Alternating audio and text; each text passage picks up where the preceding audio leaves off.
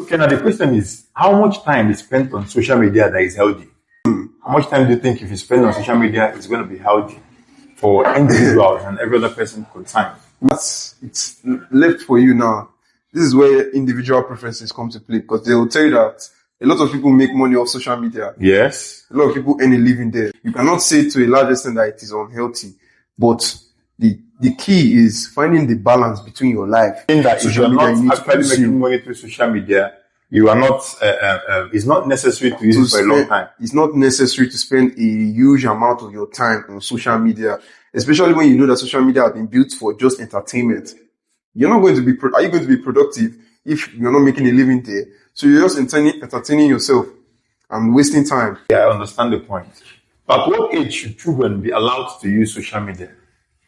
Well, since the world has a legal age of 18. Before you continue, you know, they said technology, that the world is improving. Yes. So that the children should actually start from little to improve. Yes. So that they can follow up with the ethics of the digital world. Yes. Now, restricting them from using social media, don't you think it's restricting their knowledge? It's restricting their knowledge. Yeah, well, when you say restricting them, you're not restricting them from learning. You're restricting them from social media, the social part of media that, not all media, the social part of it, the one that flaunts lifestyle, flaunts negative. You think we are wrong calling it social media? Different characters, personas, pornography, just things that affect the mind. Categorizing it to everything that is being in the media. You can't put it all in one space. The media itself is good, but the media itself is good, but the social media is what we're talking about. The social media space, lifestyle, what you desire, is now where most people get lost in and forget that the internet was meant to make you learn. The media itself is for you to gain information now. Yeah. Social media now comes with influence. Okay, I get your point. How does comparing oneself to influencers or celebrities online affect one's esteem? Your self-esteem is yours. It's yours. Comparing yourself to influencers or celebrities, how does it affect your own self-esteem? Because when we are little, they told us that they were giving us instances of people that have made it in life, and we feel like, I want to be like this person, I want to be like this person. From little, if we start emulating those people's character, do you think it's going to affect our self-esteem? Yes, now, because by definition, self-esteem, how you see yourself, it's a self-worth or how you view yourself. So if you're viewing yourself from the eyes of a celebrity or from the celebrity standpoint, you're killing your self-esteem, because you need to give yourself time to grow. Things that they want to show the world rather than the characters that made them reach that point in life. Is it really wise to view or a lifestyle, view a celebrity online and say, this is what I want to be, without really learning about the characters you need to develop, the mindset you need to have to get to that point? Do you think that the relevant authorities should... If you can control it, you can control the masses you get.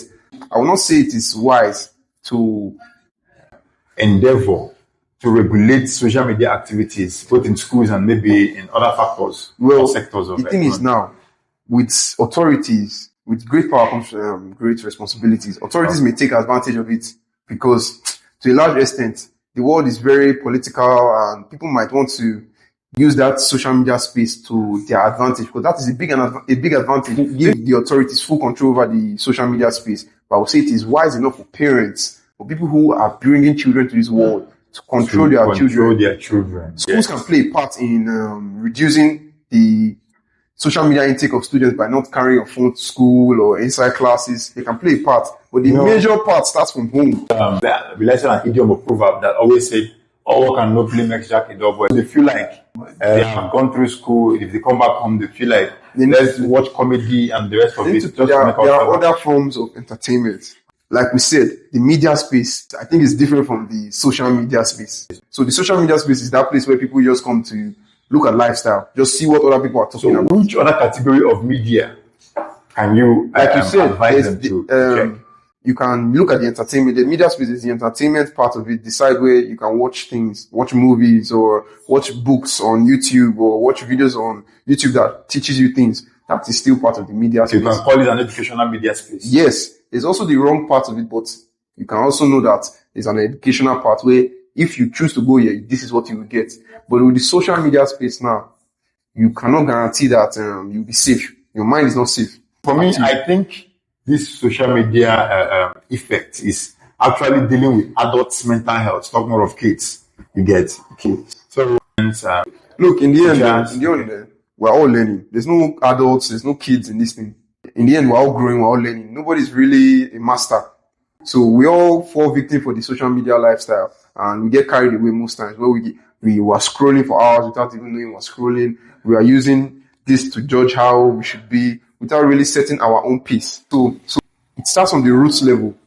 If you cannot understand that restricting your child to certain things on social media is important, you will never know that you're supposed to restrict yourself. It works both ways, for adults and for the kids. Do you understand? Okay. So the aim is for us to know that excessive use of everything is actually wrong. We find the balance between using your social media and how to regulate it to your mental health. Most times, you don't always consume whatever you see in the social media because it's going to actually deal with your mental health. So that is our suggestion today. You can still give us your own suggestion from the comment section. Thank you.